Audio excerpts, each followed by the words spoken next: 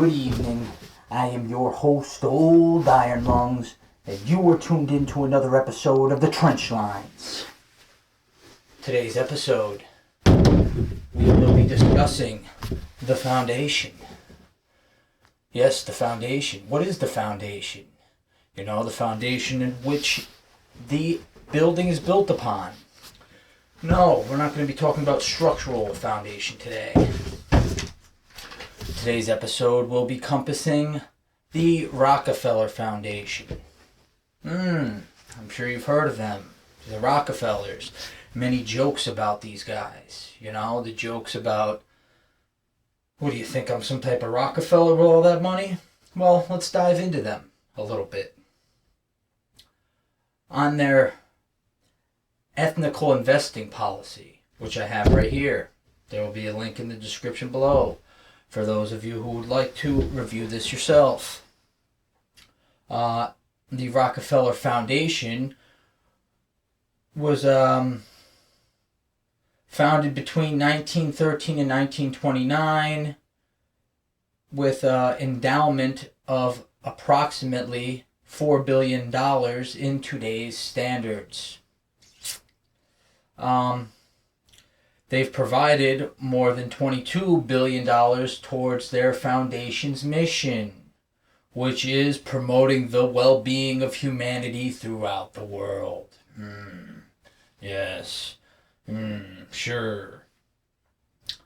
And they maintain a $6 billion endowment today. Over $6 billion. That's a pretty hefty figure, you know? Just think about that. $4 billion, with a B, billion dollars in 1929. That's a lot of money back then. Why do I bring up this ethnical investing policy? Well, for those of you who don't know, these people are the people who control the world and how the world shapes in the future to come. One way they do that is through investing in various groups and different organizations. And they do a lot of that through this Rockefeller Foundation. Here's the conclusion of their mission statement, if I'm correct. The foundation's endowment provides the sole financial means by which the foundation can solve global problems, affect lasting impact, and achieve its mission. As such, it is managed in a way that meets the foundation's responsibilities and generates resources necessary to advance the foundation's mission in a matter of consistent with the values. Their values, yes. We know what their values are. The advancement of the foundations will continue to communicate the principle and expectation of the policy's framework to its external investments and managers, and will favor managers that incorporate the strategies and principles set forth in the policy. There you go. Go with their mission, get their commission. Don't go with their mission. It's a bad decision, my friend. A standing committee comprised of representatives across the foundation will offer advice and guidance regarding potential conflicts when they arise. The standing committee governs and provides reviewing investment responsibility matters in detail for the foundation's ethnical investing policy implementation. So they have a committee to keep up with this nonsense. Now, just so you have an understanding of how this affects the world we live in, they go in on page 7 to 8, examples of extraordinary action financially. And they talk about tobacco. Tobacco representatives illustrate a case example of controversial investment exposure that was evaluated by the foundation and resulted in extraordinary action taken by the endowment portfolio. So in 2000, a question was raised to whether it was consistent with the foundation's mission for the endowment to hold investments in the tobacco industry. At the time, the foundation was pursuing a key problematic initiative to reduce smoking, and part of the foundation's enduring focus on public health. Oh, what's wrong with me today? I can't pronounce my words correctly. The question was put in an internal review, and after a comprehensive deliberation of the circumstances in which the foundation sought to balance its prudent investment responsibilities with its philanthropic mission, the board of trustees ultimately decided to divest from all direct held tobacco securities. And as time had proven, that was very crucial to the tobacco industry. Not saying the tobacco industry was a good industry, but my point is that these people affect the world heavily. If they decide to invest in it, well, then you can almost guarantee that whatever they're investing in will be around for a while. But when they decide, just like the tobacco, to divest, to take money out, well, you will see the industry crumble rapidly. And even to the point where I hear they're about to ban menthol cigarettes. So that will end up being the end of the tobacco industry as we know it. Completely. And now, just for reference, the residual exposure to tobacco throughout indirect funds currently sits at less than 0.1% of the endowment. So they don't even invest 1% of their endowment in tobacco anymore. And that's now, from 2000 to now. So now I bring this up because there's another controversial measure that they are going to ban and get rid of that affects every single one of us in this country and in countries encompassing the globe. And that is fossil fuels. Yes, it says right here. Fossil fuels represent another example of controversial exposure that was evaluated by the Foundation and resulted in extraordinary policy action. Cognizant of the global energy transition trends and heightened sustainability risk in fossil fuel sector, in the years leading up to 2020, the Foundation reduced its overall exposure and avoided dedicated investments in the heavily emitting fossil fuels. Over the course of 2020, the Foundation proceeded to formally reevaluate whether this strategic narrowed approach to the sector was enough. So there you have it right there. Just like the tobacco industry, they're going to do the same thing to the fossil fuels. Which, guess what? Not only do all of our transportations rely on these fossil fuels, but so does heating our homes and providing electricity. And if they want to say, electrical cars are the way to go, they always seem to neglect the fact that the fossil fuel energy sector is what provides the electrical power to the places that give you power, the stations. The station's power is backed by fossil fuel. That's right, your recharge station for your Tesla is backed by fossil fuel. So, I'll continue. The question turned to whether fossil fuel investments should be endowed, particularly given the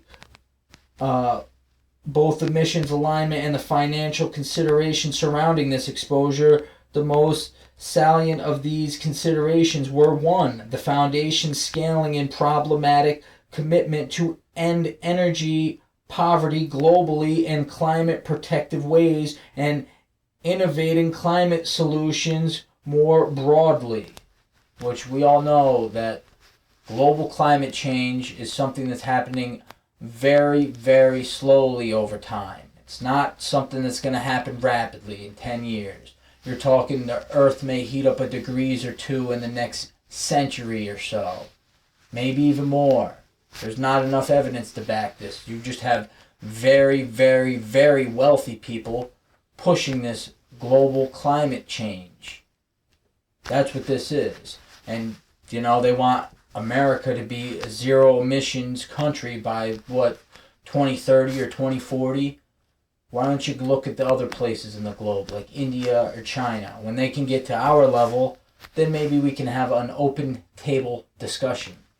Until then, I suggest these people should invest in fossil fuels. Because 2, to challenge financial case for fossil fuel investment, which extractives a business model subject to energy transition risk, stranded assessment and regulatory risk, and increasingly negative public sentiment risk. See, that's the big one, is the negative public sentiment, which these people own everything. They're the ones who are pushing this agenda.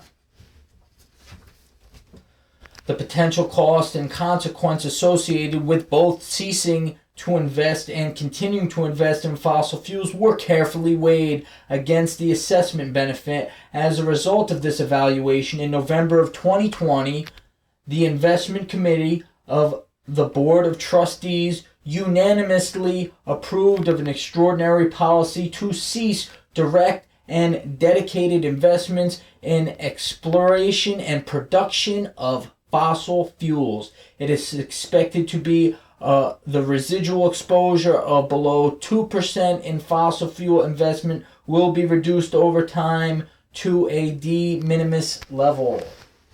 So there you go. Just exactly like the tobacco industry. Just think of the tobacco industry from its height to its end. And that's the same thing. And don't worry, these people are going to make every dollar they can off of it on their way of kicking it out the door.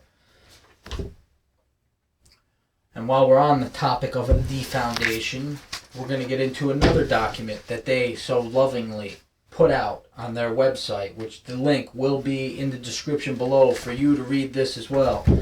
This document is Taking Back Control, a restarting of America's response to COVID-19. Now this is where you get a lot of the virtue signaling from these people, where they want to act like they are the big saviors and they're the big help to the world that's going to help save everybody. Now a lot of this document pertains, as you would expect, to COVID-19, but not the vaccine or the virus, but more of, let's just say, the response to it. Now, they tell you that this thing is a little crazy because they tell you the figures that they're going to make in just a calendar year from this pandemic. And how they plan on making this money is through the quarantining, social distancing. The PCR tests are going to be very, very, very lucrative for these people. Contact tracing and whatnot. So it starts with this document about why schools are so critical. And actually they make a couple good points about how the lockdowns created more suicide and mental strain on our society, and especially those younger. We're supposed to be socializing with one another and together. Why are the schools critical, they ask? Well, there's $42.5 billion in federal funding requiring to implement testing in the school. Ooh, that's a lot of money. We can't let that money slip away. So they suggest that students be tested at least once a week. And teachers and other staff twice a week. Elementary schools in the country will need at least 85 million tests per month. Whoo, shnikey. That's a lot. That is a lot.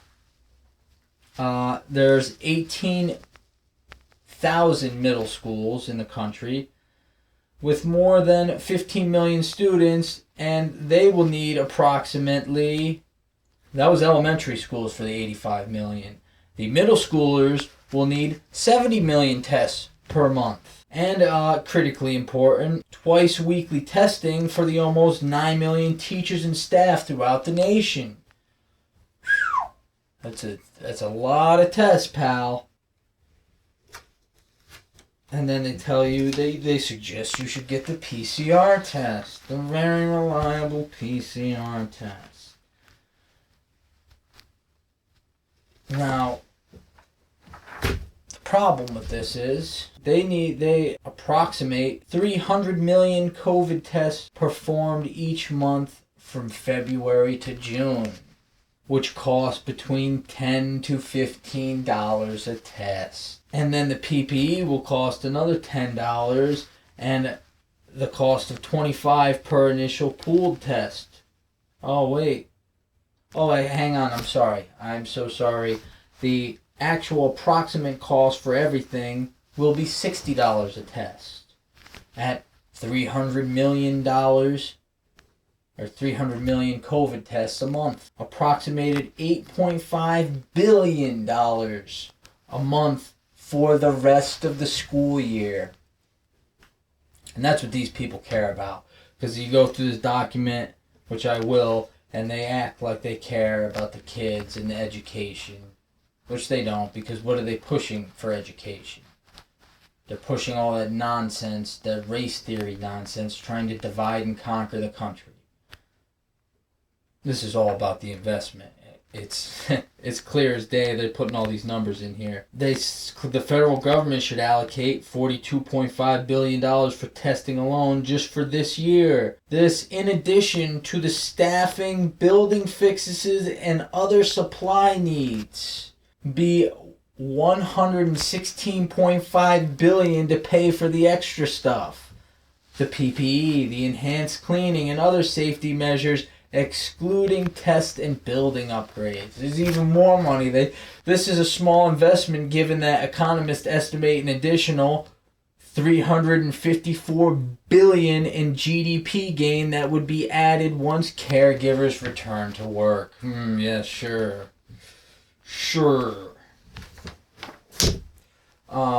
Then they go into the testing supplies and the conditions. Have the federal government expand and utilize Rockefeller Foundation's State and Territory Alliance for Testing, STAT they call it, to distribute tests and supplies to states in accordance with the need as defined by states and territories. So yes, work with us, please. We will help you get your mission accomplished by you paying us more money. Number 2, as needed to expand the capacity for molecular labs, especially for PCR testing. They want more money and purchasing of additional contracts in defense production acts. 3, issue an executive order streamlining requirements preventing many school districts and businesses from offering tests, including the need for a prescription, a CLIA waiver, an HIPAA compliance, and the presence of a certified healthcare professional. There should be a clear and straightforward process to all districts that all districts can follow to implement testing, ensuring ease of data to report results to health authorities, lifting the burden on federal requirements. Number 4, issue an executive order that clarifies liability protection for those who make good faith efforts to provide reliable testing. They need to be, protected legally. The order should support effective strategies for antigen and pooled PCR testing and screening infections in asymptomatic individuals. Yes, people who are healthy should be screened, and they'll go into the contact tracing where, they want to know everywhere you go. The funding and initiatives. Labs should be paid directly for pooled PCR testing for surveillance, screening purposes for designated high-risk settings. Since such tests are given to people that have no specific reason to believe they are infected, HHS has clarified that insurers are not required to cover these tests under the CARE Act. Direct payment will allow the government to negotiate lower rates and increase effectiveness in billing. That's right. So if you're a healthy individual and they're trying to force you to take this PCR test to prove it, well then guess what, baby? You gotta pay. That's right, the Rockefeller way. Give me your money.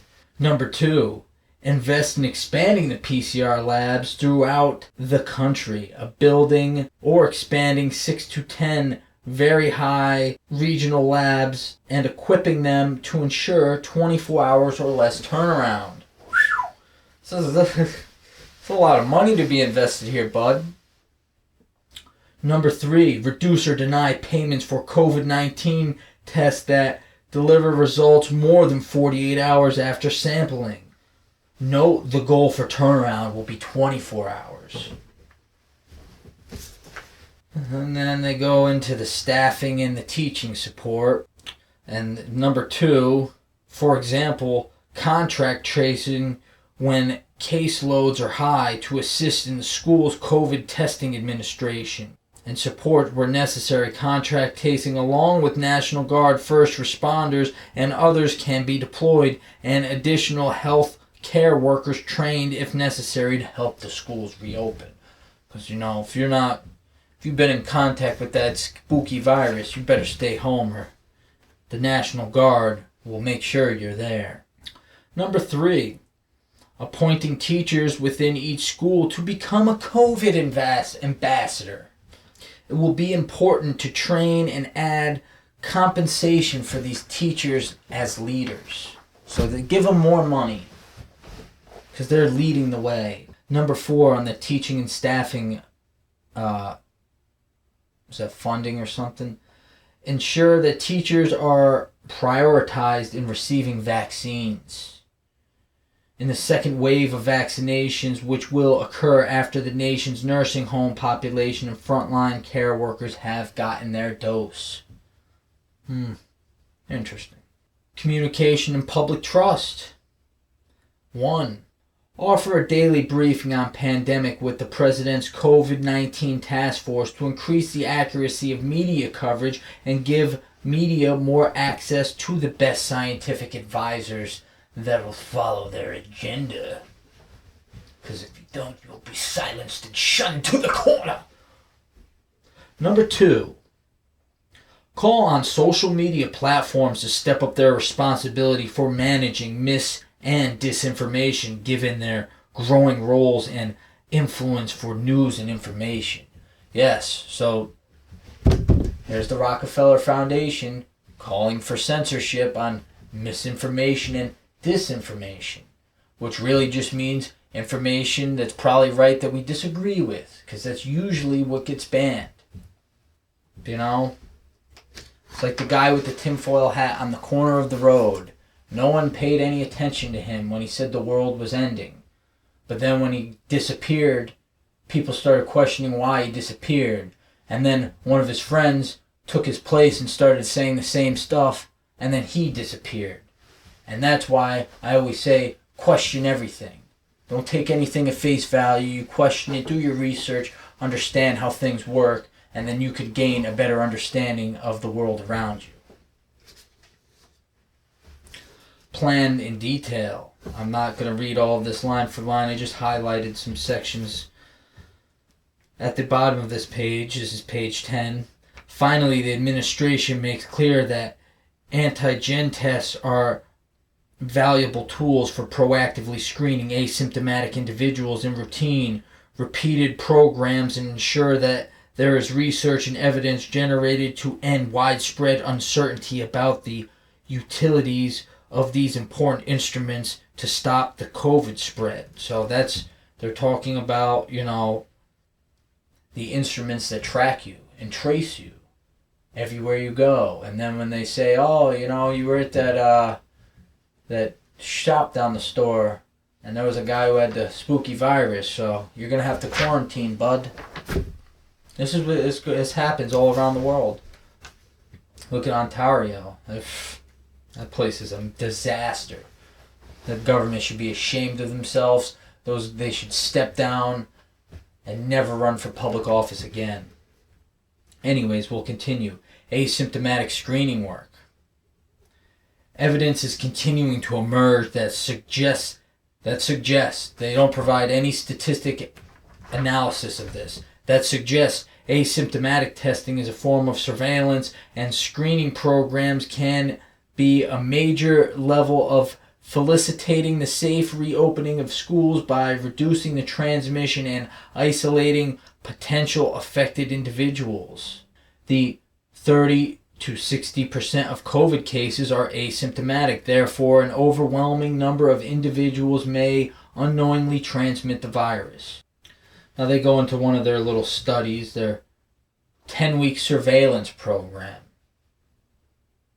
at Duke University to reduce COVID spreading, during which 10,265 students were tested. Of the identified 84 cases of COVID, 84 people out of 10,265, and these people were tested twice weekly off campus. Undergrads were tested once to twice per week, and graduate students were tested approximately once weekly. 50% of that 84 out of the 10,265 were people with no symptoms of the virus. Additionally, tests that were conducted as an output of contact tracing identified 27% of infections. So they locked all these people down and traced them around for 10 weeks. It's 2.5 months. And during that 10 weeks, 84 out of 10,265 were tested positive for COVID. And out of that 84, only 42 actually had symptoms and were sickly. Those numbers should speak for themselves.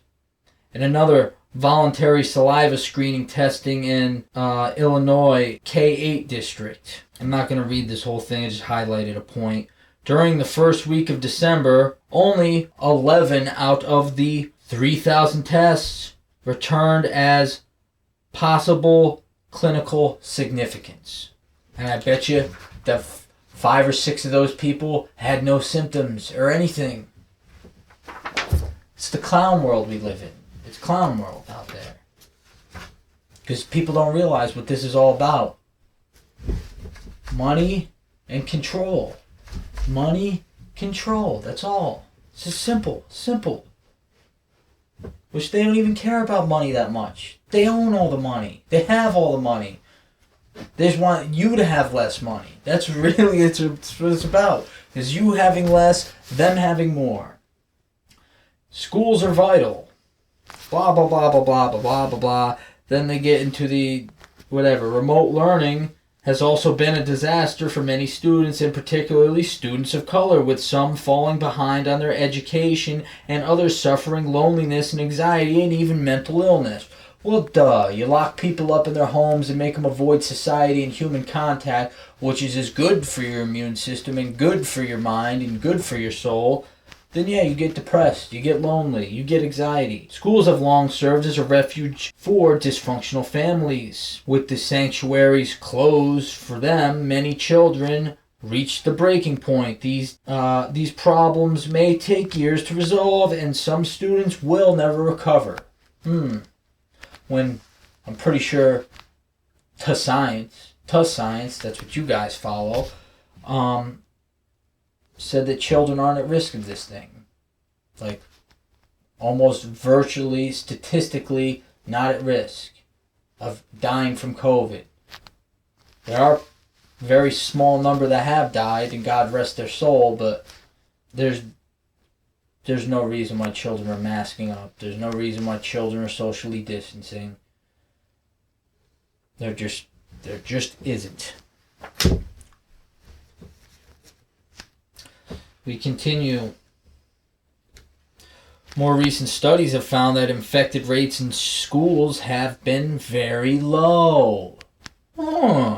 Generally far below the overall community rate of about 0.14% of students.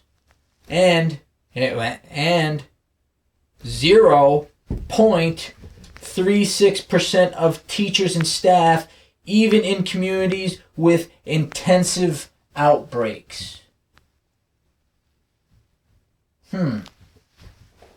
Wonder what happened to common sense. Then they go into the learning losses of reopening schools and the average incomes, and then they break it down by who's suffering the most by race, which, if you look at the graph, they do white, overall, Hispanic, black, and then low income. And guess who suffers the most? Low income. So it doesn't matter what color you are. The less you make, the more you probably suffered. Then they go into the testing capacity and needs of the school, and there's a lot of students. The total students in the country are 50.5 million, and the total teacher and staff is 8.5 million. At what? The staff is twice a week and the students are once a week for a test. And then they go into the monthly capacity for all testing by the millions. There's more figures. Transmission rate in schools. Case rates among elementary and middle schools are lower than the rate for the general public, which is consistent with understanding of lower disease rate in younger ages. And then they put a nice little chart down here, and it shows with masks and without masks. Cases per 100,000. No masks, I would say, is probably around 7. With masks is probably 5 or 4. You'll see if you look at this document for yourself, you'll see the graph. It's a 0 to 10 with the bar filling in between 0 to 10.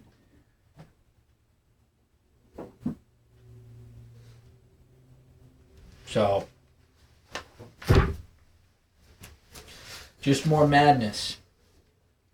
In conjunction with federal procedure and support, local and state public health officials would guide the implementation of school testing plans. Widespread concerns about liability exposure and the perceived accuracy of the tests need to be ailed first by a liability waiver. You can't make this stuff up. And second, by an unequivocal endorsement of the value of the pooled PCR and antigen testing, including for asymptomatic individuals. Oh, these people are crazy. But the government needs to quickly create a streamlined regulatory process for COVID-19 testing, including support for states and local governments to implement. As infection rate goes down, schools may require less frequent testing for the children, and capacity could be freed for rapid testing analysis at businesses and other frontline workers. So, what they say right there is, once the schools start becoming less and less infectious, we better spread those PCR tests to another industry so we can make some more money, baby. But as testing moves from labs to tents to homes, and from diagnostics to screenings to surveillance, which that's the scariest part, is the surveillance, the reporting requirements have created unnecessary burdens, particularly for schools, and they aren't working. Already, only a fraction of the nearly 50 million antigen assays used have had their results reported, while the privacy of the students' information at the schools has long been a priority, adding the force of law to keep students' COVID-19 results confidential, as HIPAA does have frustrating many schools administrators. So, now the students' medical records, those may have to be released. We have to see, is your child dirty and diseased? Is he spreading that plague? Data and privacy are important, but certainly not at the expense of saving lives. Oh, we gotta save those lives. We should modify the reporting in the HIPAA's requirement to focus on only updating positive rates to support surveillance and to enable timely and not burdensome reports of positive cases. Wastewater treatment surveillance and hospital cases rates provide a at least particularly adequate measure of local peril. Yes, wastewater treatment surveillance. So they're surveilling your wastewater. The federal government must also provide much more financial support for screening and surveillance testing. Such testing are primarily economic tools and not solely healthcare ones. Oh, these people, they just say it. I'm going to read that again so you can hear it. The federal government must provide much more financial support for screening and surveillance testing. Such testing are primarily economic tools and not solely healthcare ones. Congress must authorize additional funding for the type of testing in high-risk settings, including schools. Because it's primarily an economic tool. That's what the testing is all about. They don't care about your children. They care about getting them tested twice so they can get paid twice. Nearly 2 months ago, the Rockefeller Foundation, along with Duke Margolis Center for Health Policy and the wonderful Johns Hopkins Center for Health and Security, released detailed reports describing testing protocols to arrest COVID transmission in K-12 schools. The report offered an array of testing protocols depending upon community transmission rates. Schools must choose between an intensive and a very intensive testing plan. Teachers and staff who are more likely to become infected and suffer illness must be tested twice. Districts should use testing among students to help with surveillance in conjunction with other measures like masking, social distance, ventilating, and frequent hand washing. Yes, because breathing in all the bacteria from your throat after having a mask on for 8 hours is not going to give you bacterial infection or pneumonia. No. Then it goes into the best practicing on testing. COVID Check Colorado has provided timely and low-cost and rapid turnaround testing its constituents to support reopening and instill confidence. The more than 100,000 tests have been administered to the teachers with about 0.5 positive rate, and 40% of those were asymptomatic and didn't even know they had it. Studies performed by the Commonwealth of Massachusetts highlighted Abbott's strong performance compared to the PCR test, the Binex Now. The real-world evaluation demonstrated that Binex Now has very high specific in adults and children and very high sensitivity in newly symptomatic adults. The University of Illinois and Shield T3 partners to offer leading testing solutions to help open campuses across the country. The program emphasized tracing and quarantining as a part of its comprehensive solution. Between July and December, over 980,000 tests were run on students, faculty, and staff, which resulted generally with 3 to 12 hours results, with a positive rate generally remained less than 0.5. So just about 1 million tests, and not even 1%, not 0.5%, less than 0.5% tested positive. And that was people following contract tracing and were quarantined heavily. Yes. Just a lot. You might as well just build a nice facility like you did for the people, the Uyghurs in China. And you could just keep us all there. And we could stay quarantined in our little bubbles. Staffing. The moment has arrived. The Corps has 6,000 plus members, and we believe another 1,000 can quickly be recruited from civilian ranks as the U.S. Center for Disease Control and Prevention, state public health department, schools of public health, and medical centers around the country. States have also used National Guard members, first responders, and scaled up local public health works to respond to surging needs in the pandemic. The CDC and the Commission Corps could provide training and support for the effective deployment of testing implementations to the workforce. Because that's where the big next money bag is to grab, baby.